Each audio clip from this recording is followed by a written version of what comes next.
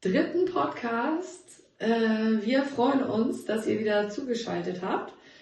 Wir wollten noch mal ein bisschen näher auf die inneren Prozesse eingehen. Wir sind noch bei Marens überwundener Lungenerkrankung. Und da haben wir auch schon letztes Mal, wurde ihr auch gesagt, es ist nur eine Krankheit. Das fällt mir dazu jetzt gerade ein. Und wir wollen jetzt mal ein bisschen darüber sprechen, was du meinst, was der Heilung zuträglich war. Du hast ja natürlich beim letzten Mal schon gesagt, Bewegung und so weiter. Aber das ist ja alles sehr pauschal. Na klar wissen wir alle, wir müssen uns mehr bewegen. Und wenn der Druck von außen steigt, tun wir es dann vielleicht auch.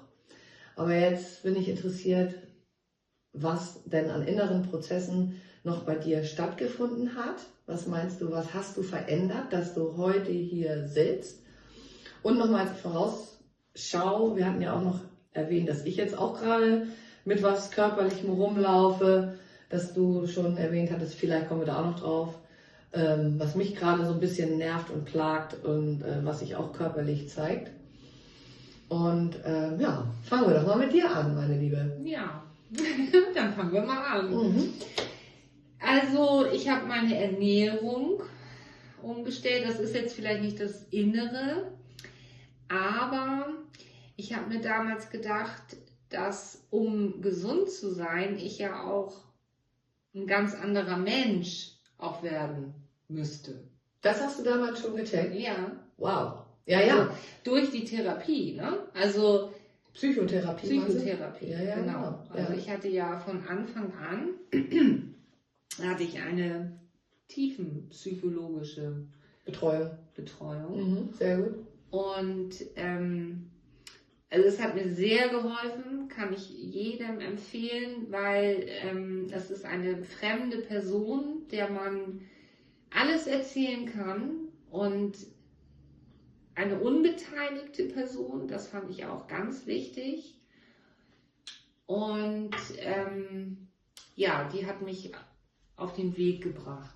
Also es gab auch Situationen, wo ich manchmal zu meiner Therapeutin gesagt habe, mein Leben früher war viel, viel besser. Ah, okay. Warst du schon so in der Opferrolle? Genau. Ich muss jetzt alles aufgeben, weil das, was deine Lebensinhalte waren vorher, da hattest du das Gefühl, du hast einen Verlust. Ja. Weil du nicht mehr so frei bist wahrscheinlich mit dem, was du machen kannst oder so? Genau. Also es war viel schöner, aber das stimmte ja gar nicht. Und meine Psychologin sagte dann auch, ja, Frau Kostel, war das Schöne, ihr Leben? Und es war ja wirklich voller Stress. Ja. Also das hat ja dazu geführt, aber da kann man mal sehen, wie man das dann sieht. Ja, auf einmal. Ne? Ja. Also das war so schön, nee, das war gar nicht schön. Also eigentlich war es schon besser in diesem Zustand, also in dem Zustand, du da warst, in dem ich da war. Ne? Ja. Also das, und da hat meine Psychologin mich hingeführt, ne? Ja. Dass man auch mal die Dinge von beiden Seiten betrachtet. Und meine Psychologin sagte auch, das Leben ist auch bunt. Ne? Also ich habe da viel gelernt. Ne? Also dass ich auch gesehen habe, man kann eine Situation verändern. Das ist wichtig, ja, genau. Okay. Also das wusste ich vorher, habe ich mich damit nicht so beschäftigt. Okay. Und dann kam die Aussage ja auch von Bad Mergentheim, wo ich ja dann auch war. Letzten Endes ist es nur eine Krankheit und jede Krankheit kann man auch in den Sie ist ja von alleine gekommen. Darf ich einen Spruch meines Opas bringen? Ja. Was von alleine kommt, geht auch von alleine. Das ist ein Spruch, den der Vater meines Vaters immer gesagt hat. Und den habe ich echt verinnerlicht. Also bei einigen Dingen ist es wirklich so. Also theoretisch geht es bei allen Dingen, aber da muss man halt innere Arbeit machen. Und wenn du zu lange wartest, ein abgerissenes Bein wächst natürlich jetzt nicht so gleich mal eben nach, ne? Aber das ist ein anderer Ansatz, was von alleine kommt. Geht auch von alleine, das gibt mir selbst die Chance, ich kann selber auch was tun, um der Heilung zuträglich zu sein. Genau. Und da muss man aber auch erstmal hinkommen. Und das muss man auch erstmal wollen. Und Ja, genau. Genau. Und Oder du bist dahin gezwungen. Das ist ja dann, wenn eine fette Krankheit ist und du, so wie bei dir, Ja. dann wirst du ja dahin gezwungen, sozusagen. Also ich sehe das so, das Leben, wenn du es so nicht änderst, dann wird das Leben es für dich ändern. Du kannst vorher was verändern, ja. wenn du schon merkst, oh, hier hapert's, da hapert's, und dann machst du aber immer so weiter. Und dann kommt irgendwann Schicksalsschlag, Krankheit oder. Oder? Ja, hast aber auch dann musst du es wollen. Ja, genau. Und du musst es erst mal sehen, wo du immer gegen eine Wand rennst. Genau. Sehen und dann umsetzen. Und danach handeln, ja. Und danach handeln. Das ist das Schwerste. Das ist das Schwerste. Und das muss, und ich kann heute sagen, ich hätte damals nicht gedacht, dass es dann tatsächlich so funktioniert. Dass es funktioniert. Du hast noch nicht mal dran geglaubt? Nein. Du hast es gemacht, weil du keine andere Chance hattest? Ja. Und ja, keine andere. Ich hätte ja auch die Chance gehabt, hatte ich auch. Also ich habe tatsächlich. Du bist aus dem Bild. Achso. Verdammt! ich hab, Sie ist noch da. Auch wenn sie vielleicht eben nicht ganz sichtbar war. Ja. Aber ja, scheiße. Ja, okay. Bleib hier. Bleib bei mir. Bleib bei dir. Ja, bleib bei mir. Jetzt bin ich auch weg. Ich weiß jetzt nicht mehr, was du sagen wolltest. Nee, weiß ich nicht. Weiß ich jetzt auch nicht, weil ich habe eben im Seitenwinkel gesehen, wie du immer weiter rausgerückt bist. Das mache ich gerne. Aber da wir uns vorgenommen haben, nicht zu halten und auch nichts rauszuschneiden übrigens, das ist unser Markenzeichen, könnt ihr auch gerne jetzt dabei sein, während wir versuchen, wieder den Faden zu kriegen. Aber also man muss es wollen. Ich habe es nicht geglaubt damals. Genau, du hast nicht gedacht, dass es überhaupt funktioniert und dass du die Veränderung überhaupt einleiten konntest. Genau, heute weiß ich, dass das an mir lag. Letzten Endes liegt es immer nur an demjenigen selbst. Das ist schon mal eine schöne Erkenntnis. Freut mich, dass du das mal sagst und nicht, dass ich das immer bin, die das sagt. Also am Anfang ist es wirklich so, dass man ja, das hatte ich ja auch gesagt, die Schuld im Außen sucht. Ja, bist du drin? Ja, du bist. Ja, okay. Ja. Also, der hat Schuld, also ich hatte Stress. Gib mal ein Beispiel. Bei der Arbeit. Achso, die Arbeit ist schuld. Die Arbeit ist schuld. Ja, okay. Oder einfach dieser im Außen alles, also ich bin in die Opferrolle. Ja, die anderen, es wurde dir angetan, sozusagen. Genau, es wurde mir angetan. Und da musste ich, also heute weiß ich, dass ich da raus musste, um etwas zu bewegen, dass es mir besser geht. Du musstest erst deine Denke, deine Perspektive sozusagen auf das Geschehnis ändern. Ja. Aus der Opferrolle raus. Ja. In die Einsicht, dass du dann nur selbst für verantwortlich warst. Genau. Für alles. Ja. Für alles. Ist so. Das ist, sie werden uns hassen. Ja. Die hassen sich, aber sind doch alle nicht schuld. Nein, also es ist wirklich Faktum, dass, jetzt gehe ich mal einfach, spiegel das jetzt mal, was du da sagst, du hattest einen stressigen Job, du hattest vielleicht eine beschissene Beziehung und so weiter, aber du hast dich nicht daraus bewegt. Genau. Und die Anzeichen waren vorher schon da. Ja. Und aber hast dich nicht rausbewegt. Genau. Also wow, das ist ja eine schöne Aussage. Gefällt mir, danke, dass du das gesagt hast. Ja. Weil die meisten sind da sehr in Abwehr und die wollen das überhaupt gar nicht hören. Die wollen immer irgendwo, bei irgendwem muss die Schuld liegen. Oder an der Person oder den Umweltgiften oder egal, du kannst ja auf alles. Man kann immer auf alles die Schuld schieben. Und das ist ein Verhalten, damit man selber nicht einsieht, dass man vielleicht selber was dazu beigetragen hat. Und ja, so sind die Menschen. Der Mensch ist so. Ja. Das kann man aber auch ändern. Sieht man ja auch, wir beide, Ja. Also es gibt ja auch, es wird auch immer mehr, es nimmt immer mehr zu. Genau. Finde ich. Ja, finde ich auch. Und das ist ja auch der Grund, warum wir darüber reden, Ja, damit noch mehrere ja, Menschen die Möglichkeit haben, das auch mal so zu sehen, wie Nicola und ich das sehen. genau.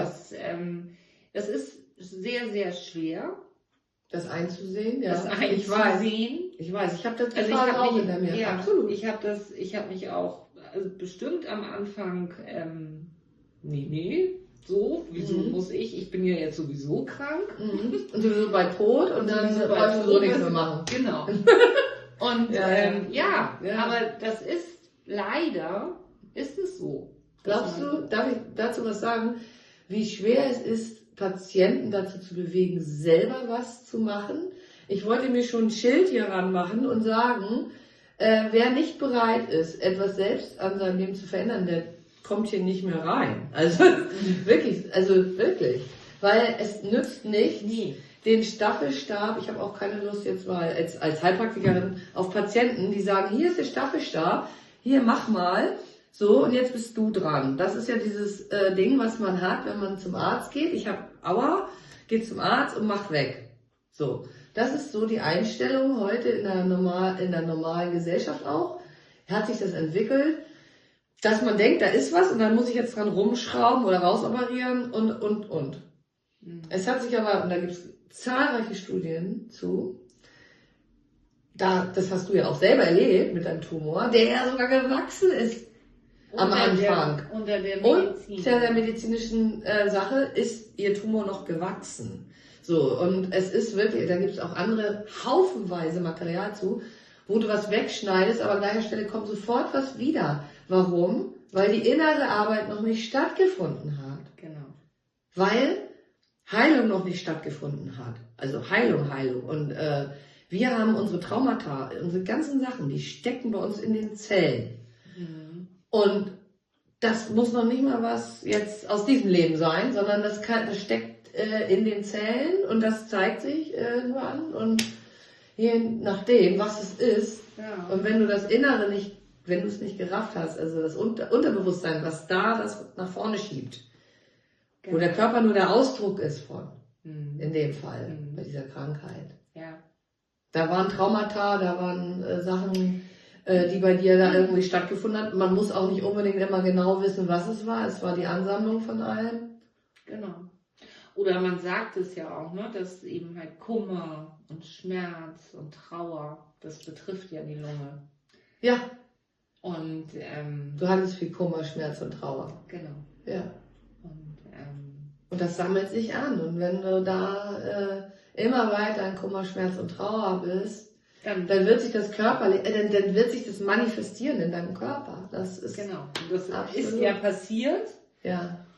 Und ich sehe das heute wirklich, dass das meine Chance war. Obwohl es sehr makaber ja. Sehr makaber ist, sehe ich das wirklich so, hätte ich es nicht gehabt, wäre ich nicht da, wo ich heute bin. Ja, auch in der Persönlichkeit, in der du jetzt bist. Ja, wie genau. Wunderbar. Ja. Ist das nicht schön? Ja. Ist das nicht schön? Das ist richtig schön. Also echt, kann ich nur sagen, Leute, solltet ihr euch vielleicht auch in so einer Situation befinden, ihr genießt das Leben danach viel mehr. Ja. Und schöne aus, das ist schön gesagt. Ja, viel bewusster. Und ja, ich bin dankbar. Es ist eine Chance, wirklich. Ja. Es ist eine Chance und guck mal, da hast du Psychotherapie bekommen, das hättest du sonst nie gemacht. Nee. Du hast tolle Leute kennengelernt, du hast gemerkt, man kann auch Hilfe annehmen und es funktioniert. Das ist nämlich auch was viele von uns nicht können. Genau. Inklusive moi. Hilfe anzunehmen, jetzt kriege ich gerade Gänsehaut, weil das ist ein Thema von mir, weil ich kann ja alles alleine und ich mache ja immer alles alleine und so weiter. Oft war es auch so, ich musste auch alleine. Ja. Aber, die Denke von mir ist ja erstmal so, ich muss alles alleine und so weiter. Wenn ich anders denken würde, wäre es gar nicht so. Also denn hätte ich auch nicht auch immer das Gefühl, ich wäre alleine mit vielen Dingen. Also das eine bedingt das andere. Ich denke so, Ja. also passiert es so. Genau, das ist ja jeder Gedanke. Jeder Gedanke zählt. Und wenn wir immer das Gleiche denken, wird auch immer das Gleiche mal rauskommen. Genau. Oder? Ja. Und wenn man nichts anderes an seinen Lebensverhältnissen oder überhaupt an den Dingen Essen, Bewegung und so weiter, innere Einstellung und so weiter macht, dann kann sich auch nichts verändern. genau, das ist es. Im Ja. Grunde genommen ist das die Kernaussage. Das ist die Kernaussage. Ja. Darf ich da noch einen draufsetzen? Ja. Komm, ein bisschen dichter, Josef. Irgendwann haben wir das auch mal so, dass wir dieses Gehackback nicht mehr haben. Aber wir sind ja halt in der Starterphase. Ja. Und wir haben uns gesagt, wichtiger ist, dass wir es einfach jetzt machen. Und es muss nicht perfekt sein. Und deswegen rücken wir vielleicht auch mal aus dem Bild. Aber irgendwann, ne, das wächst, ja. Aber jetzt wollte ich noch dazu sagen, genau, was Sorgen, Kummer und so weiter, Angst. Ja. Angst ist ja das Schlimmste überhaupt. Und wir sind alle voller Ängste, ja. Aber deswegen von Sorgen und Kummer, das wollte ich nochmal sagen. Achtet mal drauf, weil für viele ist das noch neu, dass wir gedanklich, wenn wir uns in der Zukunft gedanklich aufhalten. Ja. Hast du mal drüber nachgedacht? Wenn ich jetzt über die Zukunft nachdenke und so weiter und ja, dann gucke ich mir die Medien an und alles Mögliche, dann kannst du doch nur in Sorge verfallen. Weil das Ganze ist immer, wenn du in der Zukunft bist, tendierst du zur Sorge. Was könnte passieren? Es könnte dies passieren, es könnte jenes passieren und so weiter. Das ist Sorge. Genau. Ja. Ja. Und wenn ich in die Vergangenheit gehe, ich kann mich gedanklich auch in der Vergangenheit aufhalten. Sagen wir mal, ich habe irgendwas gesagt und hinterher fange ich an so, oh Gott, hätte ich das bloß nicht gesagt, dann wäre jetzt noch dies und dann hätte noch jenes. Dann bin ich in der Vergangenheit und prügel innerlich auf mich rum, weil ich was getan oder gemacht habe, was schon längst auch wieder vergangen ist. Genau. Also beide Male hat niemand gewonnen. Am wenigsten die Person, die das mit sich macht. Immer. Oder? Immer. Weil das Immer. machen wir ja auch mit uns selbst, Genau. indem wir uns Sorgen machen, so, jetzt gehen wir mal auf dein Ding wieder zurück. Oh Gott, ich könnte sterben, ich könnte das und dann bist du nur in der Sorge. Genau. Du könntest aber auch im Hier und Jetzt versuchen zu bleiben und Immer einfach im dann Hier und immer im Jetzt. Hier und Jetzt, weil das ist eigentlich auch nochmal eine Kernaussage. Ja. Es ist unheimlich schwierig, Ja. aber das ist, je mehr wir uns im Hier und Jetzt aufhalten, desto zuträglicher ist es für uns. Weil wenn wir uns wirklich Genau. ins Außen auch ziehen lassen, weil das alles prasselt auf dich ein, die ganzen Informationen und so weiter, dann zieht dich das da rein und dann kommst du in die Sorge und dann machst du dich krank.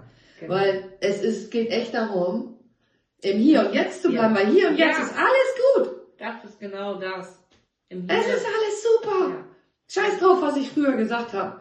Und auch Oder was früher war. Und auch was kommt. Oder auch was kommt.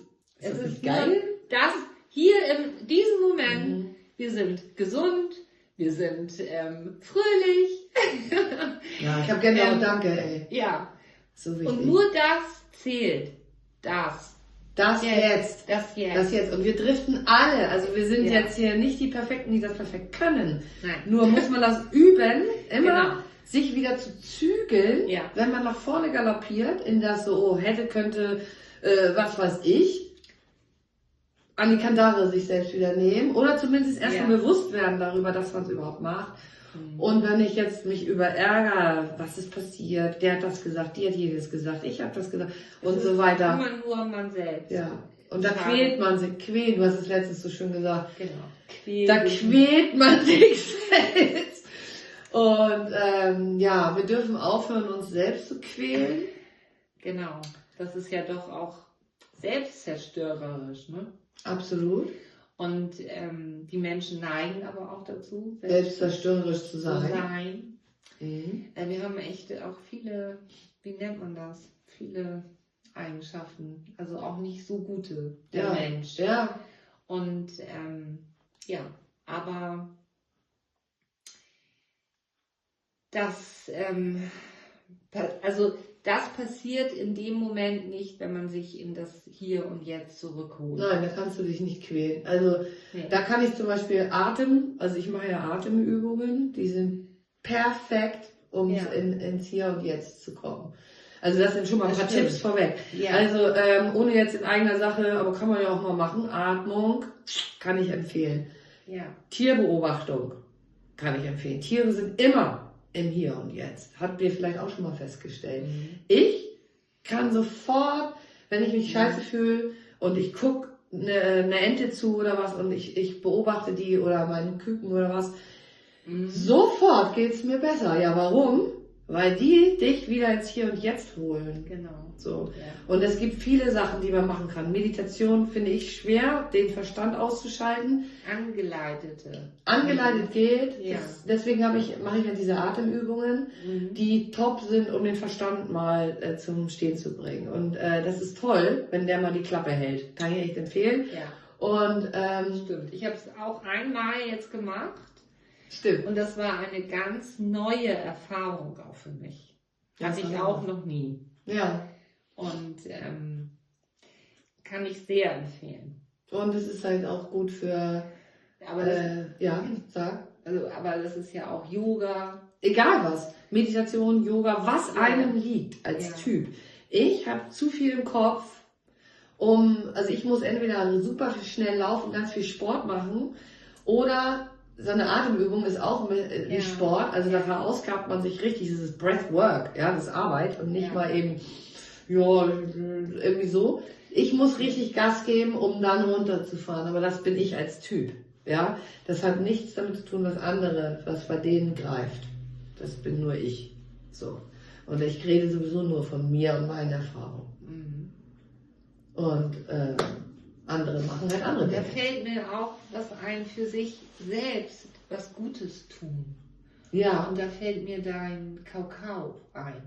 Also Mein Kakao? du machst Ach das, so, ja. dass du dir schöne Sachen zubereitest. Stimmt. Und dann nehme ich mir richtig Zeit zu. Und dann nimmst du dir Zeit für dich. Stimmt. Ja. Ich Das bereite mir ab und zu mal so ein richtig also das mache ich fast täglich. Stimmt. Ja, das ist mir gerade eingefallen und das ist sehr gesund.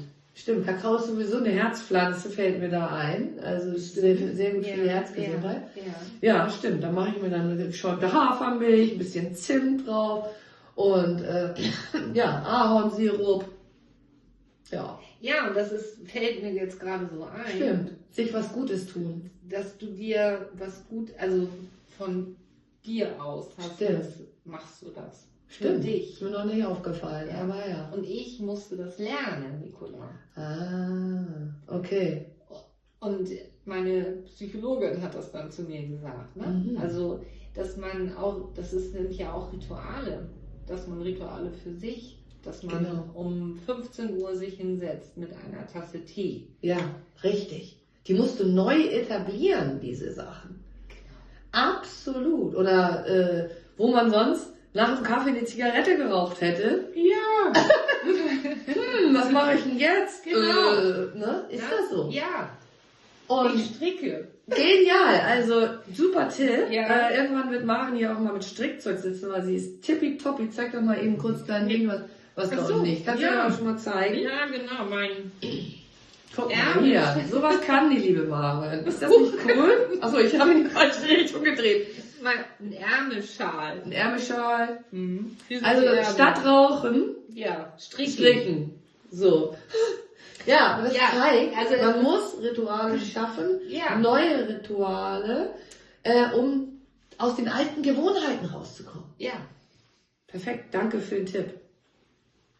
Ja, genau. Ja, und das ist unheimlich schwer übrigens, Ja. und da muss ich auch noch mal was zu sagen, das fällt mir auch unheimlich schwer, neue Strukturen zu schaffen, die nicht von außen vorgegeben sind. Das, Genau. Weil, wenn du mal überlegst, also die Erkenntnis ist mir irgendwann gekommen, du bist ja jetzt in unserer Gesellschaft, ist immer alles vorgegeben.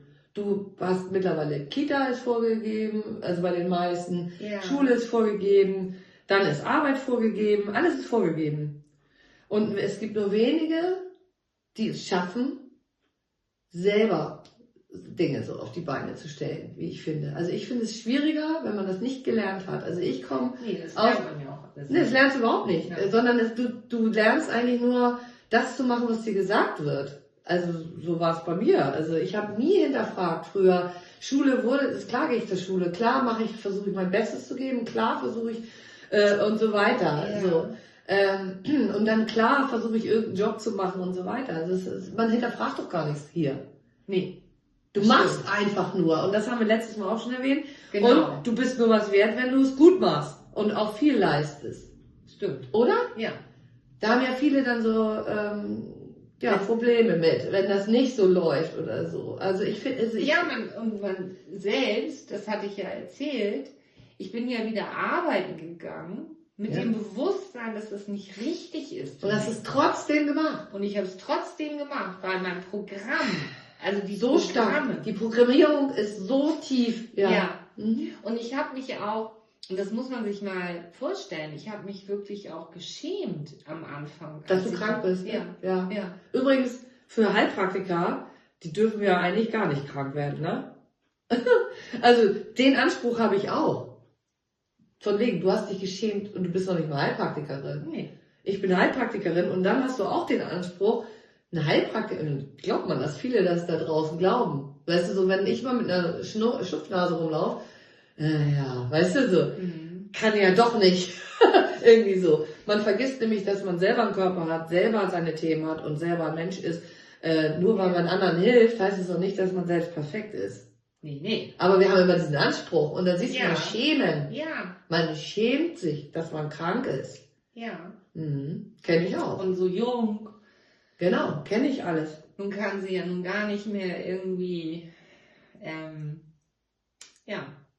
Schon nicht mehr arbeiten. Kein bist Geld. nutzlos. Ja, also diese Gefühle kommen auch. Ich weiß. Und es sei denn, du willst noch was, hast du genug dazu jetzt gesagt? Ja. Weil mir fällt ein, Depression fällt mir auch ein. Ja. Meine erste im Ansatz Depression habe ich gespürt, als ich kein Ziel und keine Leistung mehr erbringen. Da bin ich nach dem Studium nach England gegangen und habe dort noch nichts gehabt. Ich habe bei meinem Freund gewohnt und hatte noch keinen Job und wusste auch nicht, in welche Richtung das geht, weil Uni hatte ich abgeschlossen, aber wie geht's jetzt weiter? Ja. Und ich weiß nicht, wie es jetzt weitergeht. Also ich bin im luftleeren Raum gelandet. Mein damaliger Freund in England wohl bemerkt, ist jeden Morgen brav zur Arbeit gegangen und ich saß nutzlos gefühlt zu Hause. Ja. Weißt du, wie scheiße es mir da ging? Ja. Und seitdem weiß ich, was Depression ist. Ja. Seitdem weiß ich, wenn man ziellos ist das Schlimmste überhaupt. So, also für mich so, du hast, auf einmal war ich nutzlos. Ich wusste auch noch nicht, wo ich jetzt hinlaufen soll und so weiter. Und ich lag jemandem noch auf der Tasche. Das war ganz schlimm für mich. Genau. Deswegen lebe ich wahrscheinlich jetzt so. Ich liege niemandem auf der Tasche und versuche mein Ding selbst zu machen irgendwie so. Ja. Und es ist natürlich verdammt anstrengend, aber ich weiß seitdem zumindest, was Depression ist, weil ich habe nur gedacht, scheiße, was geht's mir schlecht. Und als ich dann den ersten Job hatte in England, ich war sofort wieder obenauf. Ja. Das werde ich nie vergessen. Also Depression ist auch was auch gerne angesprochen werden darf, weil das ist auch immer noch so, uns geht's ja allen gut, ne? Also wir haben, glaube ich, beide keinen Bock mehr auf dieses Scheinsein-Ding, oder? Nee, so wie es ist. So wie es ist. So wie es ist. Und da lehnen wir uns ziemlich weit hinaus, aber wir tun es gern. Für uns, für unsere Gesundheit und für andere, für die Gesundheit anderer. Genau, das hatten wir erzählt. Ja. Dass wir die Geschichten erzählen und vielleicht findet sich der eine oder andere da auch wieder. Da bin ich mir ziemlich sicher. Ja. Achso, denn weil wir es jetzt schon zweimal angekündigt haben, jetzt rede ich noch mal kurz über mein Ohr. Das war letzte Woche noch präsent da. Ich habe nämlich seit ein paar Wochen, ich hatte mal so eine richtig fette Erkältung und dann ist das tatsächlich auf mein Ohr geschlagen. Einige, die jetzt zuhören, haben es mitbekommen und habe also wirklich die erste Mittelohrentzündung gehabt seit meiner Kindheit. Oh. Also ich hatte nur 2 Mittelohrentzündungen, eine mit so, weiß ich nicht, 5, 6 und eine jetzt. Und ich gucke da ja nicht nur organisch drauf, sondern ich frage mich für meinen Teil immer, was hat das jetzt mit mir zu tun? Wieso ist das jetzt so? Bitte? Ja, da hast du ja auch dieses tolle Buch. Darf man das erwähnen? Können wir irgendwann mal machen, aber Ja. das lassen wir, das kommen wir ins, da ist ein Ja. super Buch. Also ja, das Buch werden wir bestimmt auch irgendwann erwähnen. Ja. Und das ist auf Seelenebene, das ist nicht mein Buch, habe ich nicht geschrieben, aber das ist super hilfreich. Mhm. Und jedes Mal, egal welche körperlichen Symptome, wenn man da nachliest, ist man echt schockiert. Also man muss da offen für sein, aber es ist wirklich so auf den Punkt, was denn da auf Seelenebene gerade passiert. Ja. Und ich habe da, jetzt hast du mich vom Faden abgebracht, verdammt nochmal, Toe. Mit deinem Ohr. Mit dem Ohr, achso, Mittelohrentzündung, Kindheit, richtig. Und ich frage mich immer erst, wieso jetzt, warum, wieso so ein Kindheitsding jetzt wieder und so. Ja. Und dann habe ich doch tatsächlich einen Pauken-August, das heißt, da ist noch Wasser im Ohr. Und ich wollte eigentlich gar nicht mehr darüber reden, weil es schon fast weg ist. Also ist es für mich langweilig, drüber zu reden. Damals, also vor einer Woche fand ich es noch hochaktuell. So. Aber was jetzt spannend ist, von wegen Körper, Geist, Seele, letztes Wochenende saß ich im Garten mit einem Kumpel und er erwähnte das. Und dann sagt der Kumpel zu mir, na, dann bist du ja wohl mit deinem Akustikthema noch nicht ganz durch. Und ich liebe es, wenn mir Leute den Spiegel vorhalten und das passiert mir viel zu selten. Und ich hoffe, du machst es auch weiterhin. Und dann auf einmal fiel es mir wie Schuppen von den Augen. Aha, denn ich habe nämlich mal bei meinem letzten Job bei einem Akustiker gearbeitet, 2 Jahre. Arbeite dann nun nicht mehr.